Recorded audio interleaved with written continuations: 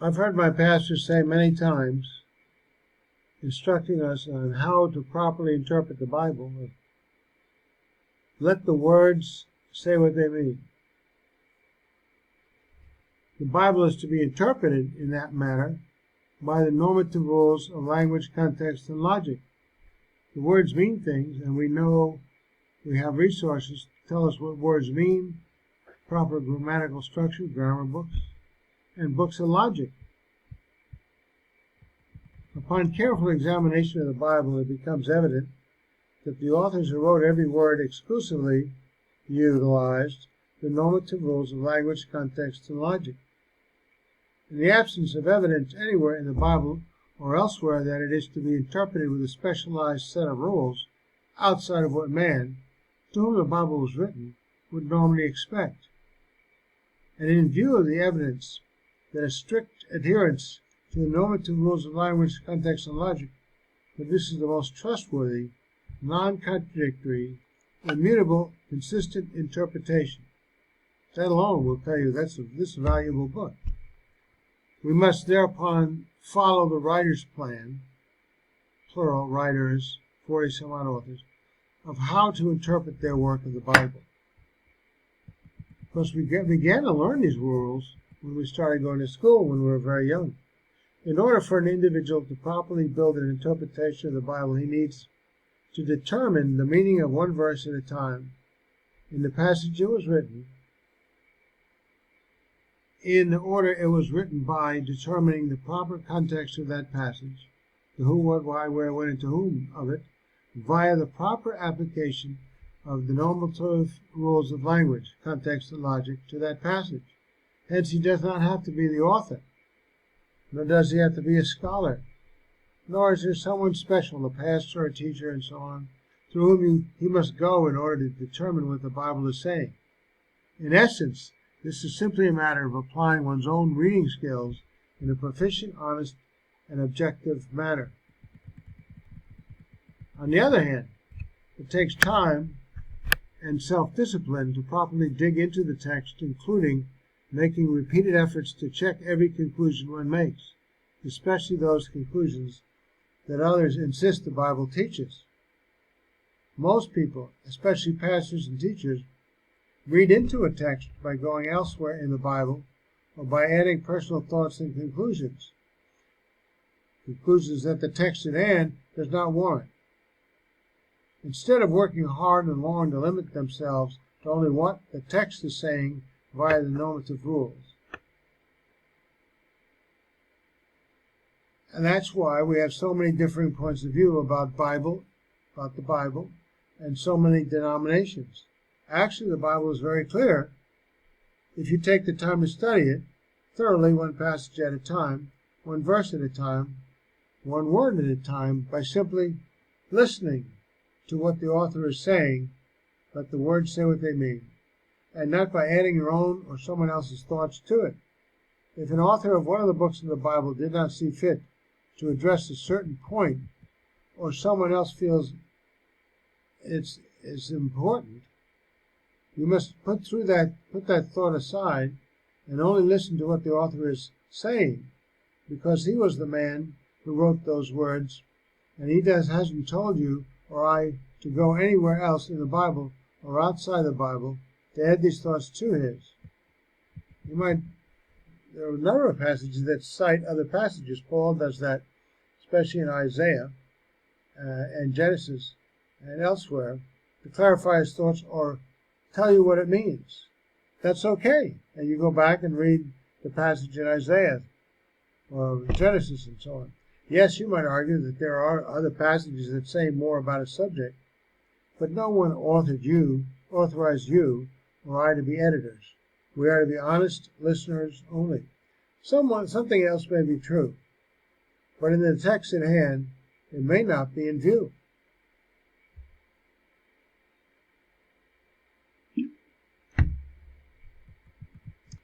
Once one has done a thorough job of listening to what a particular passage is saying, then it is logical to go to other passages and thoroughly listen to them, and then compare them with the original passage via those same normative rules of reading, A lot of times I see a person taking one little nitpick thing from one verse and run over to another book of the Bible and combine those two, and he's misinterpreted both. Comes up nonsense. But they're considering that what they say is true. A lot of people just like to say what they think and declare that this is what the Bible says. Makes them feel important. No, be humble. Dig into it, just like you did when you started going to grammar school. This is like cooking 10 meals at the same time, if you do it cherry-picking way, without ever thoroughly cooking or preparing any meal. Just as one misses the point of the meals by ignoring the recipe instructions, so one is missing what the Bible is saying by not paying attention to the normative rules of language, context, and logic. There are places to go in order to find out what the words in the Bible can mean. Various study helps, such as an interlinear Bible of New or Old Testaments, Greek and Hebrew, commentaries on the Greek and Hebrew manuscripts. Now you can tell when they go off on tangents when you realize that when you're reading the commentary, saying something that is not even in that passage. So, studies on principles of context and logic are available too. These resources set the rules on how words in a translated or original language may be interpreted. Furthermore, selected commentaries, pastors, and teachers that by and large follow these rules may be used to suggest conclusions which one must then wrest out for oneself to see if they are in accordance with the normative rules of language, context, and logic.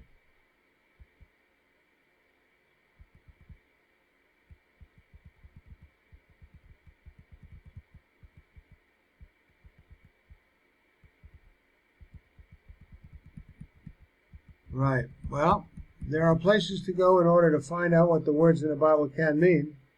Where do you think that is?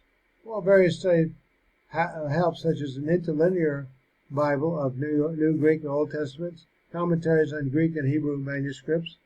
I have one right here. The New Testament Commentary. Excellent book. It's sad to say it doesn't come in an electronic version, so I can look it up while I'm here. I have to open up this fine print book, but it's an excellent book. And we have Hebrew and Greek lexicons, footnotes, cross-references, English dictionaries, Greek, Hebrew, and English grammar books, rules of logical contextual interpretation, studies on principles of context and logic, and so on. A lot of these right now are on my laptop. These resources set the rules on how words in a translated or original language may be interpreted. Furthermore, selected commentaries, pastors, and teachers that by and large follow these rules may be used to suggest conclusions which one must then test out for oneself to see if they are in accordance with those rules of language, context, and logic.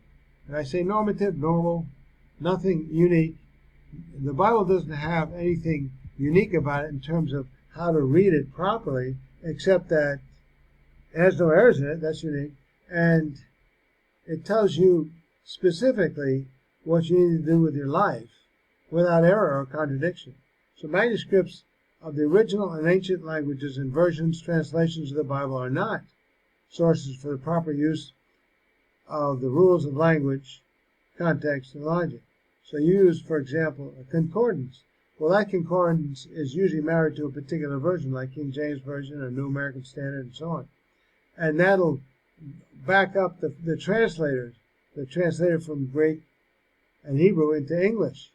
But that may not always be the case.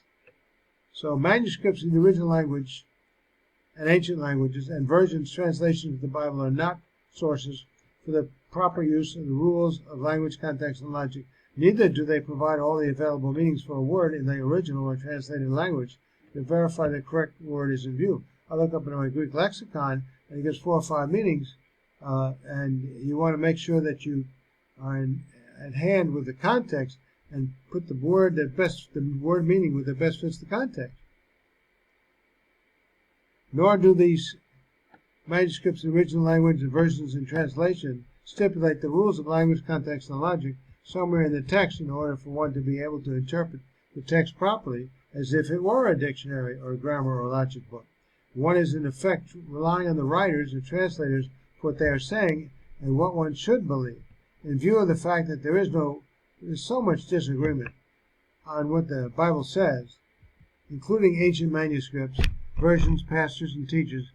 It is mandatory that one study to show oneself approved, 2 Timothy 3:16, to do one's homework and test every conclusion by the proven method of the normative rules of language, normative rules of reading, using the availability of things that you can get, resources mentioned above. I like the word search, but they're out of business now. You go to Logos and get something similar, and it gets a whole bunch of stuff right there on your laptop. There will be nobody at judgment to help one defend his or her point of view to God. It's up to one to verify everything one believes before one gets there.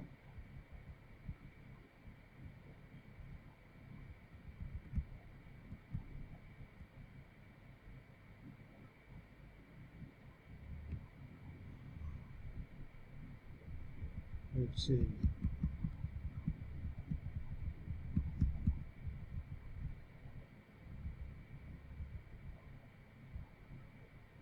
The normative rules as defined relative to the Bible are the normally expected meanings using the established rules of language, context, and logic of a passage from the Bible. Oftentimes, it's just simple. A good translation will give you a reading in English, but a lot of times you want to go back to the original Greek or Hebrew and read some commentaries, because you've noticed several versions have different translations.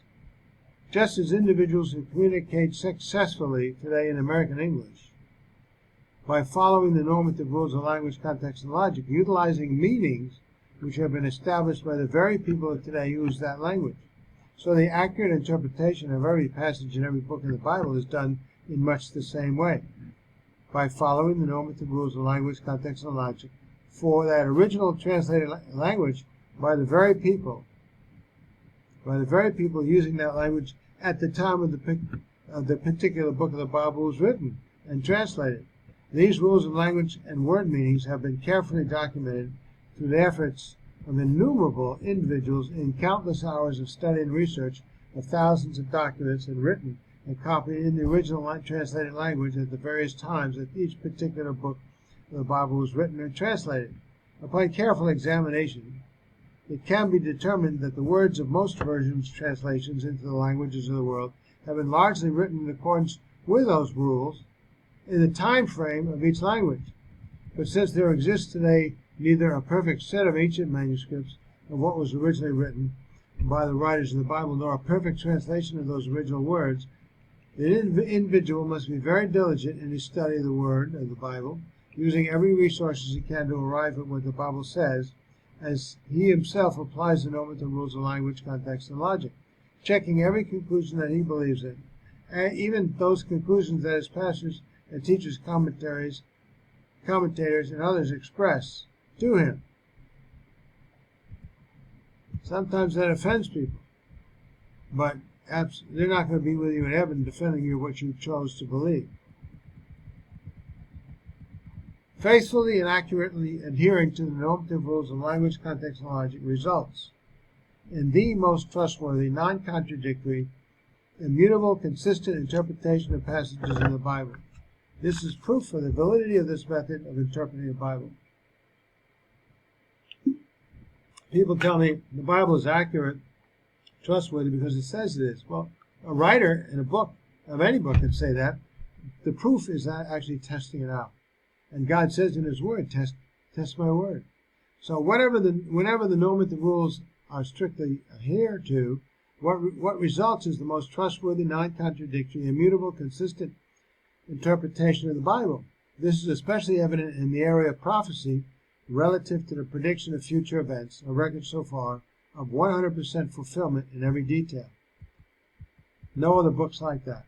When the normative rules and variant rules of interpretation are properly applied, that's when they get the perfection and the trustworthiness. Even alleged discrepancies, manuscript variants, and differences among versions can be examined and resolved via diligent application of the normative rules of language, context, and logic, especially given today's resources of the Bible.